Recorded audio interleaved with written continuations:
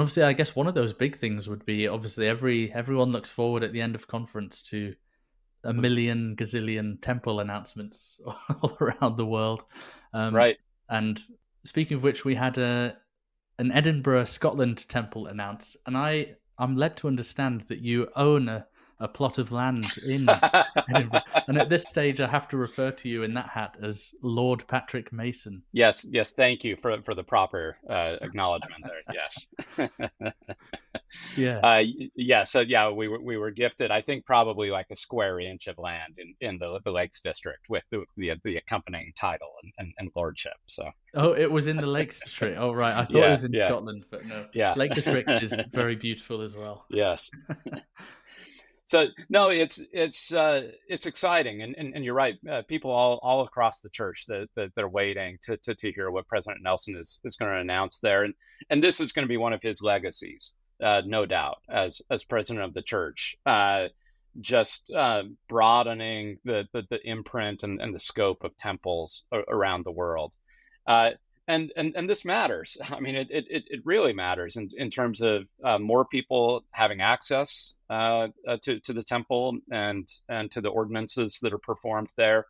Um, and uh, and I also think that there's something significant, in an era when religious affiliation is declining in so many parts of the world, certainly in England and Yeah. Scotland, certainly in the United States, in Western Europe, in Australia, Japan, lots of other places. Um, I think all these temples around the world create a kind of facts on the ground.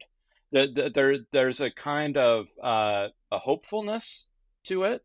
There's an optimism that says we're not going away. If anything, we're planning on growth.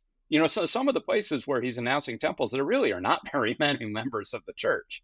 Um, and so there's a kind of optimism that not only will we be able to build the temple, but we'll be able to staff the temple. We'll be able to have enough patrons for the temple, not just now, but in the long term.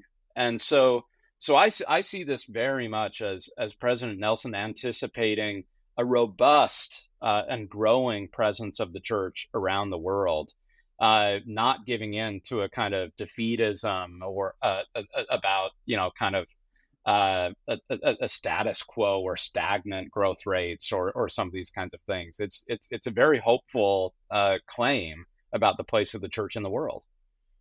Yeah, my friend in Scotland was asked before. Obviously, there are a lot of predictions going around, as people sometimes like to do before General Conference, and many people were uh, thinking of that kind of, oh, a temple in Scotland. I bet that's going to happen. And Yeah. he was like, "Nah, it's not.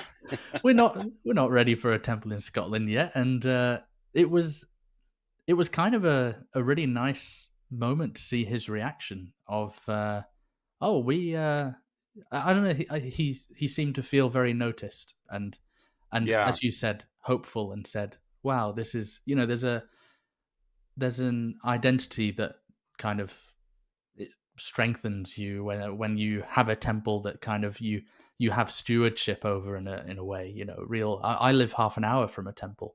um Mhm. so I feel that too. I feel that that's kind of, it builds community.